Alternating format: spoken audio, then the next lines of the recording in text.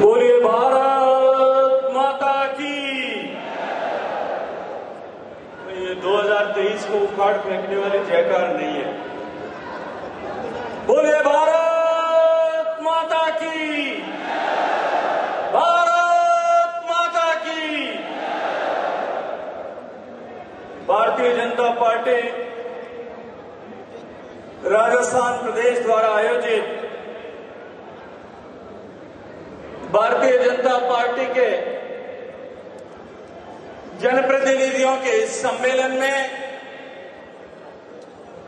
जब हम सबको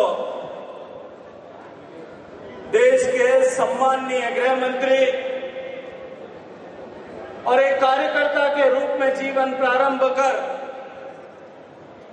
बूथ पर बैठने वाले कार्यकर्ता से लेकर के राष्ट्रीय अध्यक्ष तक का सफर पूरा करने वाले हम सब के नेता मार्गदर्शक आदरणीय अमित शाह जी का मार्गदर्शन मिलने वाला है।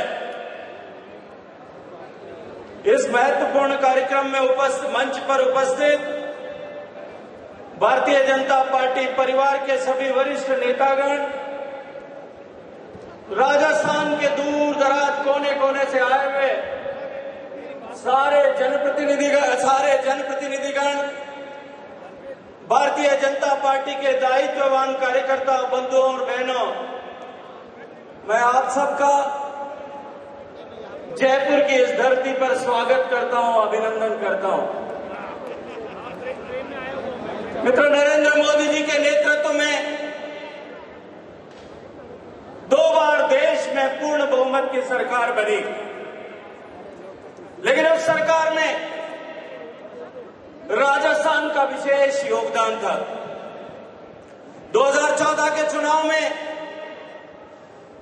जब चुनाव से पहले शायद ही इस देश में कोई स्वीकार करता था कि पूर्ण बहुमत की सरकार किसी एक दल की बन सकती है, नरेंद्र मोदी जी को देश के प्रधानमंत्री पद पर आरूढ़ करने के लिए आप सभी कार्यकर्ताओं के दम पर राजस्थान प्रदेश ने सबसे पहली हुंकार भरी थी कि हम 25 के 25 कमल खिला करके भेजेंगे। 5 साल तक सर्व समावेशी, सर्व कल्याणकारी, सर्वजन हितकारी योजनाओं के माध्यम से सामान्य मानवी के जीवन में परिवर्तन ला करके इस देश को सशक्त बनाना और अपनी नीतियों के माध्यम से राष्ट्र को प्रथम मानने की नीति के आधार पर देश को सशक्त बनाने के लिए माननीय मोदी जी के नेतृत्व में देश की सरकार ने काम किया। सामान्य जीवन में परिवर्तन लाने की योजनाओं के बारे में आप सब ने अनेक बार अनेक मंचों पर अपने क्षेत्र में, अपने कर्म क्षेत्र में बातचीत की होगी। मैं उनको दोहराना नहीं चाहता, लेकिन उसके साथ साथ में जब देश की छवि बदलने का काम जिस तरह से माननीय मोदी जी ने किया, भारत की तरफ देखने का नजरिया जब पूरी दुनिया का बदला और पुलवामा के बाद की एयर स्ट्राइक से जब भारत ने एक नया शक्तिशाली राष्ट्र के रूप में उदित होने का संदेश पूरे विश्व भर के सामने दिया, 2019 के चुनाव में आप सब कार्यकर्ताओं ने एक बार फिर संकल्प किया और माननीय प्रधानमंत्री नरेंद्र मोदी जी को देश का दोबारा प्रधानमंत्री बनाने का, इस देश का सपना सच करके दिखाया। मित्रों, राजस्थान में बेशक 2018 के चुनाव में थोड़े से मतों के अंतर से, शायद उंगलियों पे गिन सकते हैं इतने मतों के अंतर से हम चूक गए थे, लेकिन उसका खामियाजा आज राजस्थान की जनता पिछले 3 साल से भुगत रही है। राजस्थान आज अपराध की राजधानी बना है। राजस्थान आज महिलाओं के प्रति अपमान और अत्याचार और अपराध की राजधानी के रूप में पूरे देश में बदनाम हुआ है। वो राजस्थान जो मीरा और पन्ना धाय का राजस्थान है, वो राजस्थान जो हाड़ी रानी और गोरा धाय का राजस्थान है, वो भक्ति और शक्ति का राजस्थान इस कांग्रेस के कुशासन में कलंकित हुआ है। देश की कल्याणकारी नीतियों को जो माननीय मोदी जी की सरकार ने प्रारंभ किया, उनमें जिस तरह से उनके इंप्लीमेंटेशन में राजस्थान की सरकार विफल हुई है, यह आप सबके सामने। मैं केवल मेरे मंत्रालय से जुड़े हुए विषय को आप सबके संज्ञान के लिए आप लोगों के सामने रखना चाहता हूं।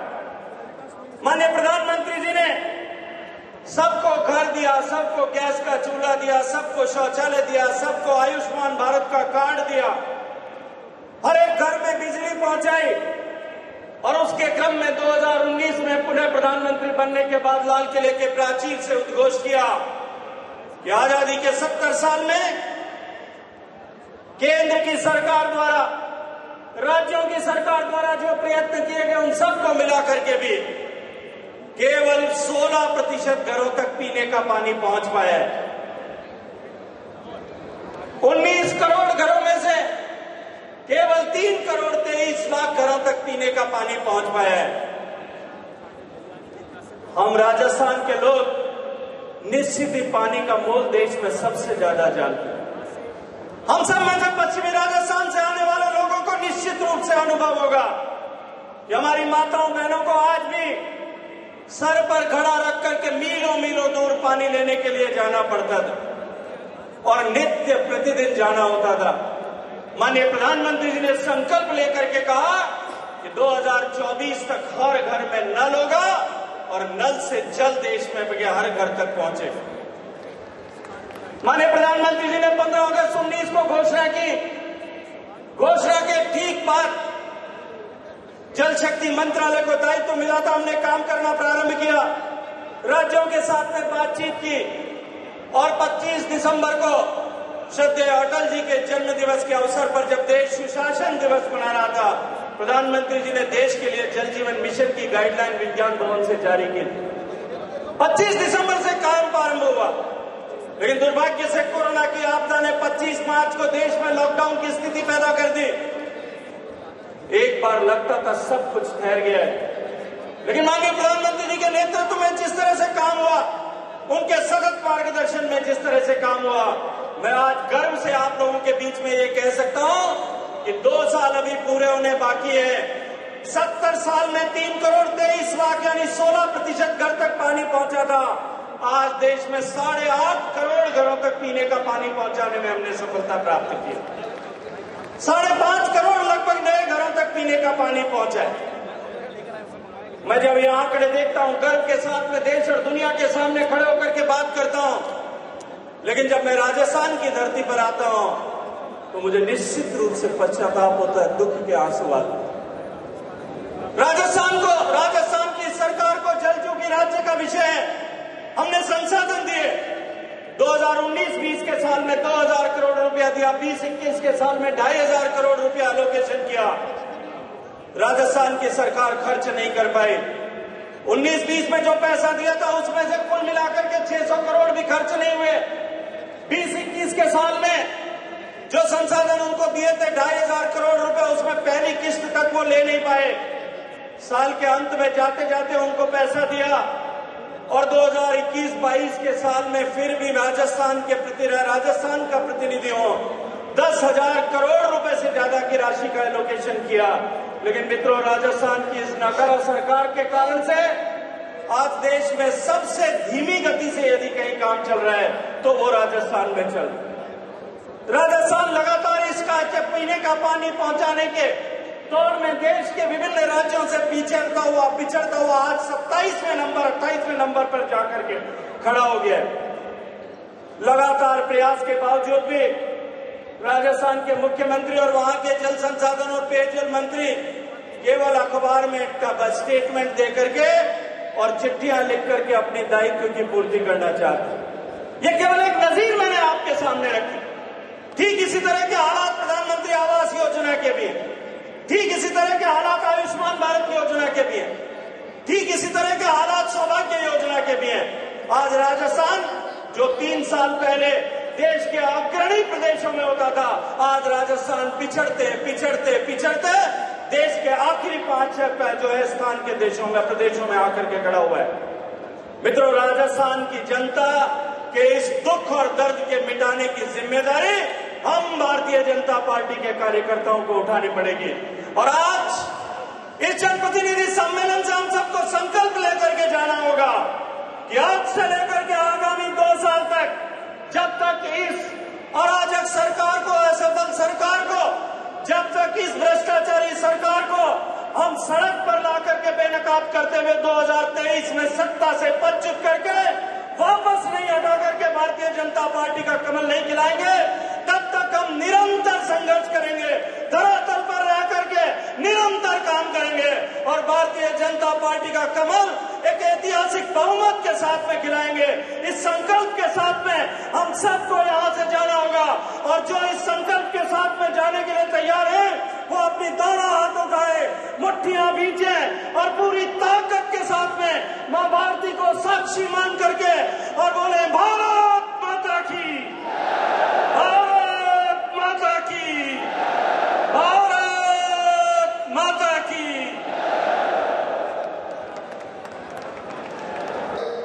और मैं बड़े अदब के साथ निवेदन करूंगा, सुदूर बाड़मेर जैसलमेर के अंदर जहां भारत पाक की सीमा लगती है, उस क्षेत्र का हिंदुस्तान की सबसे बड़ी पंचायत में प्रतिनिधित्व करने वाले, भारत सरकार में किसानों की अगुवाई करने वाले कृषि राज्य मंत्री कैलाश जी चौधरी से वहीं और अपनी बात का ताली बजाकर उनका स्वागत करेंगे।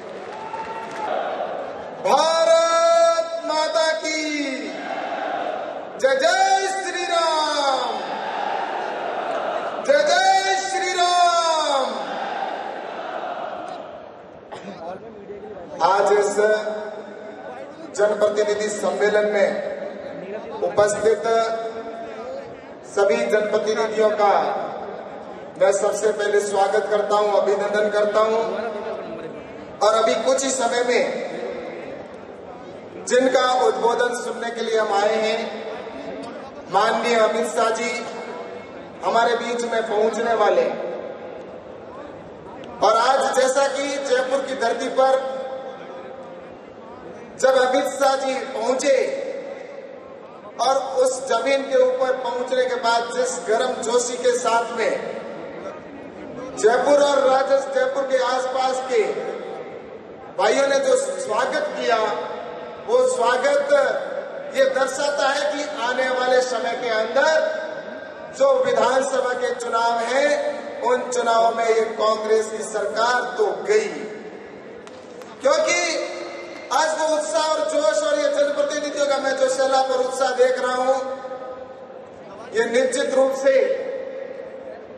ये एक उत्साह इसलिए है कि जहां देश के अंदर प्रधानमंत्री माननीय नरेंद्र मोदी जी के नेतृत्व में सरकार काम कर रही है, विकास के काम कर रही है, गांव के अंदर रहने वाले उस व्यक्ति के लिए योजना बन रही है। आप और हमने सब देखा है गांव के अंदर जिस तरह से आज अगर कोई छोटी सी छोटी बात करे शौचालय, तो शौचालय नहीं हुआ करते थे। हमारी बहन बेटियों को शौच जाने के लिए किस तरह से रात का इंतजार किया करना पड़ता था। हमारे यहाँ पर अंधेरा हुआ करता था, अंधेरे के अंदर लाइट की समस्या सबसे बड़ी इस प्रदेश की समस्या थी। लेकिन प्रधानमंत्री जी ने योजना बनाई, प्रधानमंत्री दीनदयाल ग्राम ज्योति योजना के तहत प्रत्येक गांव के अंदर प्रत्येक घर तक लाइट पहुंचाने का काम हुआ, और वो भी आजादी के 70 साल बाद। गांवों के अंदर पक्के मकान बनाने का निर्णय लिया कि जो गरीब व्यक्ति हैं उनके पक्का मकान बने। आज आने वाले कल के अंदर मैं आपको बताना चाहूंगा कि हमारी सबसे बड़ी समस्या है मीठे पानी की। हमारे गांव में पानी नहीं पहुंचा है। जिन क्षेत्रों के अंदर प्रधानमंत्री जी ने जल जीवन मिशन के तहत कहा कि आने वाले 2024 तक इस देश का एक भी घर ऐसा नहीं हो जिस घर में पानी की टूटी नहीं पहुंचे, पानी नहीं पहुंचे। और प्रधानमंत्री अटल बिहारी जी वाजपेयी जी ने जिस तरह से हर गांव को रोज सड़क से जोड़ने का काम किया, ये विकास की राह अगर कोई प्रारंभ हुई है तो आजादी के बाद प्रधानमंत्री माननीय नरेंद्र मोदी जी या अटल बिहारी जी वाजपेयी जी के समय में विकास हुआ। आज चाहे हम गांव में रहने वाले किसान हैं, अगर किसानों के लिए फसल बीमा योजना अगर प्रारंभ की गई तो पहली बार अटल बिहारी जी वाजपेयी जी ने प्रारंभ की। किसानों के लिए किसान क्रेडिट कार्ड के तौर पर ऋण देने के लिए अगर कोई योजना प्रारंभ हुई तो अटल बिहारी जी वाजपेयी जी के समय में शुरू हुई। उससे पहले किसी जिन्होंने 60 साल इस देश के ऊपर हुकूमत की, उनको किसान गांव गरीब क्यों याद नहीं आया, इस बात को मैं कहना चाहता हूं। चाहे एक तरफ प्रधानमंत्री माननीय नरेंद्र मोदी जी के नेतृत्व में गांव और ढाणी का विकास हो रहा है, वहीं पर प्रदेश के अंदर राजस्थान की सरकार जो झूठे वादे करके इस यहाँ पर सत्ता में आई, आप और हम सब जानते हैं। राहुल गांधी जी यहाँ पर आए थे चुनाव के समय में, झूठ मूठ की सरकार को जिस तरह से उन्होंने आकर यहाँ पर कहा, उस समय उन्होंने आकर कहा कि 10 दिन के अंदर हम किसानों का संपूर्ण कर्जा माफ कर देंगे। आज दिन तक जो संपूर्ण कर्जा माफ करने की बात कर रहे थे, संपूर्ण कर्जा किसानों का माफ नहीं हुआ। उन्होंने युवाओं से कहा था कि हम युवाओं को बेरोजगारी भत्ता देंगे, 3500 रुपए बेरोजगारी भत्ता। युवाओं ने मन में सोचा कि 3500 रुपए मिलेंगे, हम आराम से घूमेंगे या हमारे वो काम आएंगे, लेकिन आज दिन तक वो युवा उन 3500 रुपए का इंतजार कर रहा है, लेकिन 3500 रुपए बेरोजगारी भत्ता उन्होंने नहीं दिया।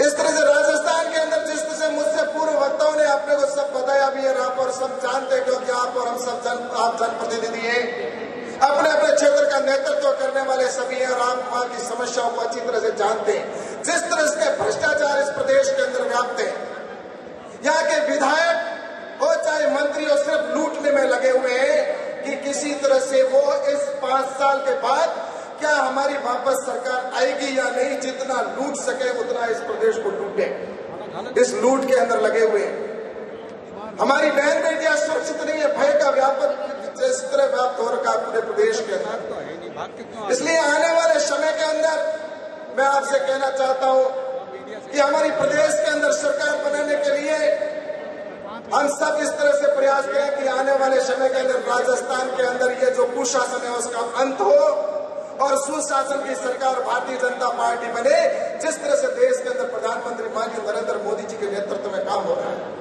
मैं आपको बताना चाहता हूं, आप और हम सब जानते हैं,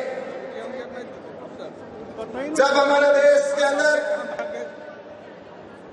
कोई देश का सैनिक बॉर्डर के ऊपर भी, आप और जैसा अभी राज्यवर्धन सिंह जी कह रहे थे, सैनिकों के सम्मान की बात कर रहे थे, देश के सम्मान की बात कर रहे थे।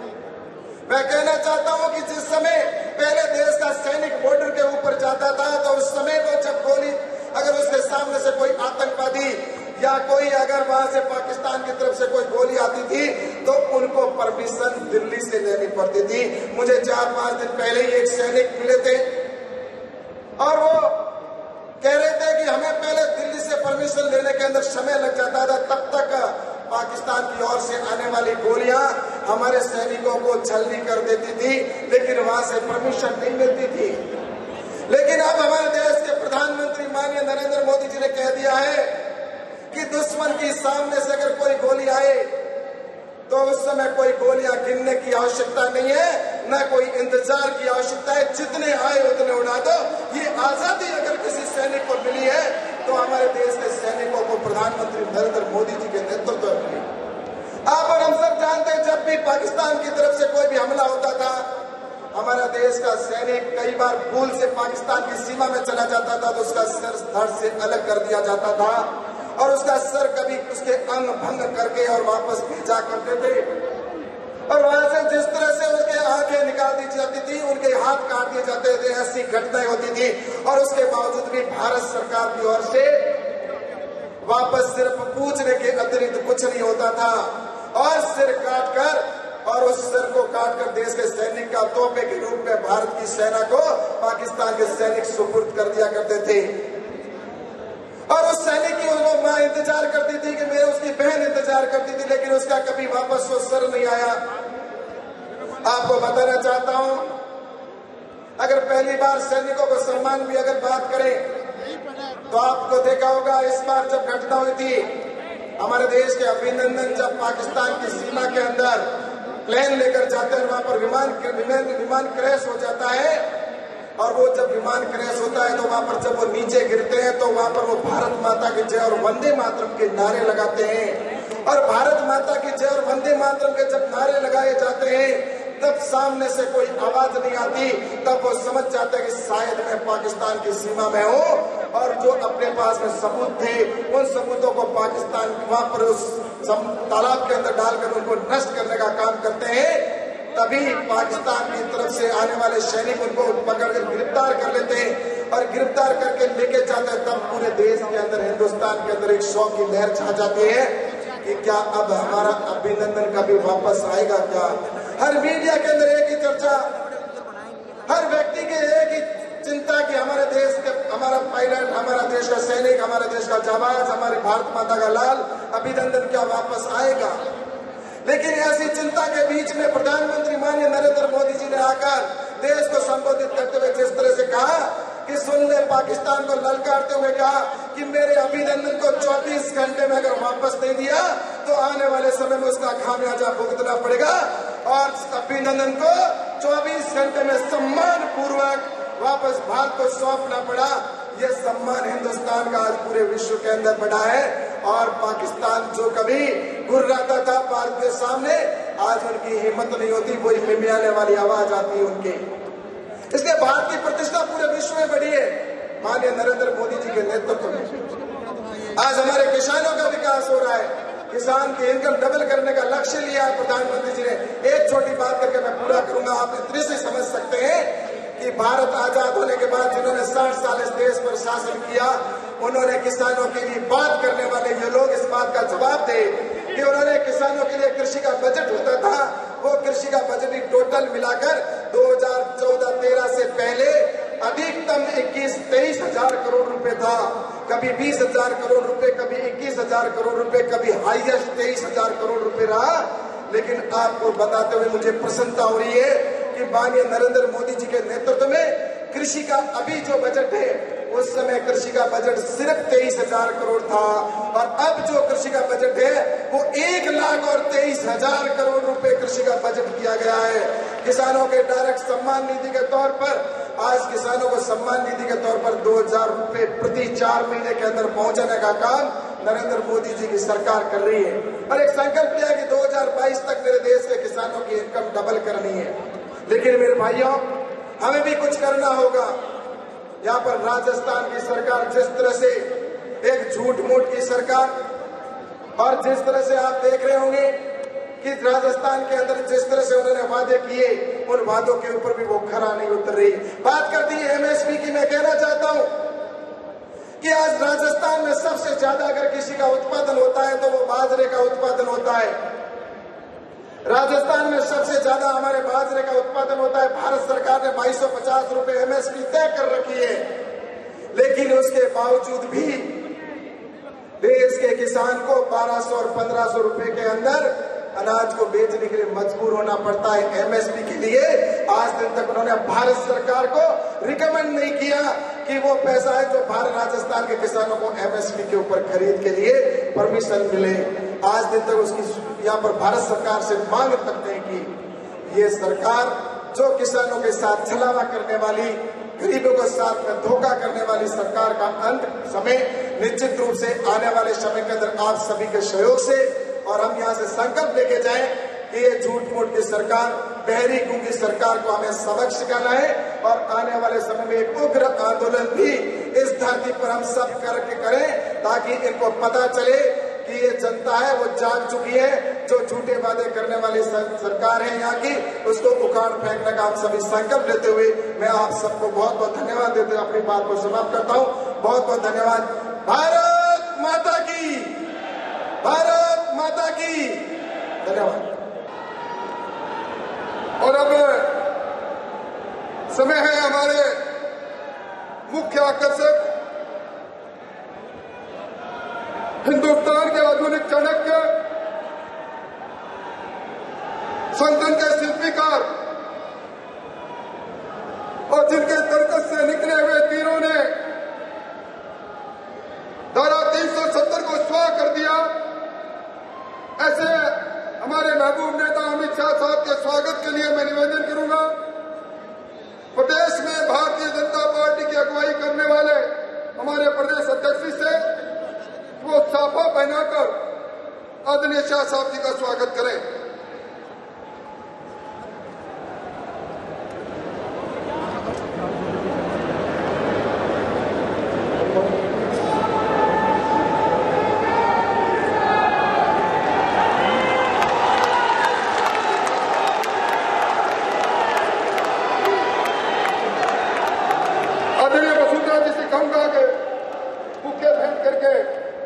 शाह साहब का स्वागत करें।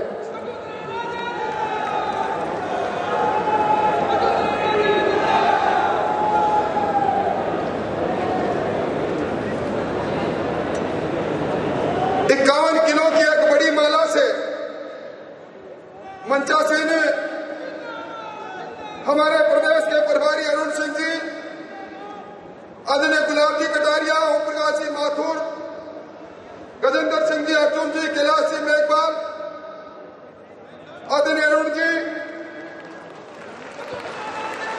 ओम प्रकाश जी माथुर साहब, चंद्रशेखर जी, अलका सिंह जी, सब लोग मंचासी लोग एक ही माला से हमारे महबूब नेता का स्वागत करेंगे।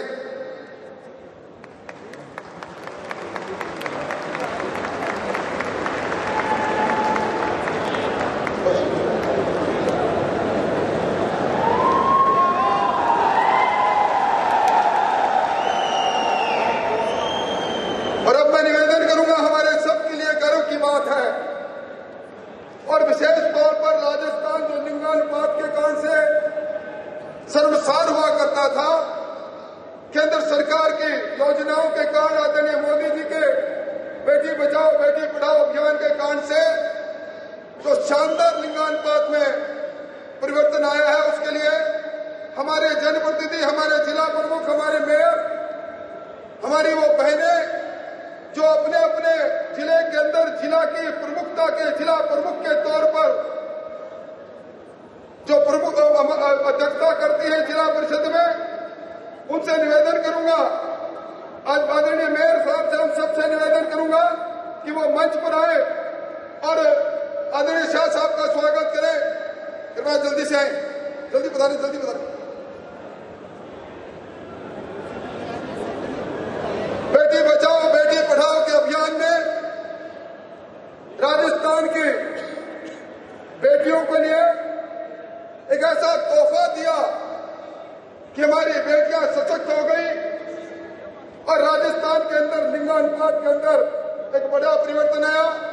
एक समृद्धि चिन्ह के रूप में हमारी चुनी हुई हमारी बहनें माननीय अमित शाह साहब का स्वागत करेंगे, अभिनंदन करेंगे। कांग्रेस के कुशासन को धराशायी करने के लिए गदा के प्रहार से उस कांग्रेस के कुराज का अंत करने के संकल्प के लिए मैं निवेदन करूंगा हमारे प्रदेश के महामंत्री भजन लाल जी से, मदन जी दिलावर जी से, हरिंदर जी कौशिक से, दिया कुमारी जी से कि वो गदा भेंट करके आदरणीय अमित शाह साहब का स्वागत करें, अभिनंदन करें।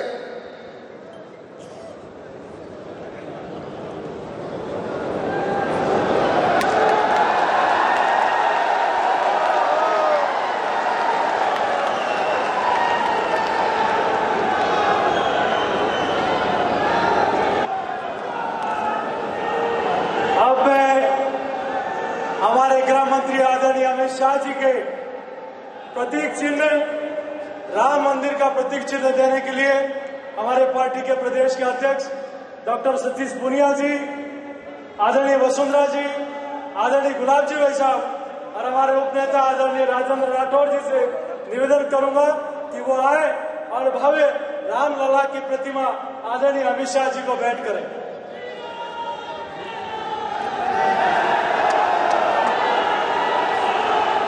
जय जय श्री राम, जय जय श्री राम। अब मैं बाबा रामदेव की प्रतिमा भेंट करने के लिए मैं नगर निकाय, पंचायत राज और सहकारिता प्रकोष्ठ के संयोजक से आग्रह करूंगा वो तीनों आए और बाबा रामदेव की प्रतिमा आदरणीय अमित शाह जी को भेंट करें।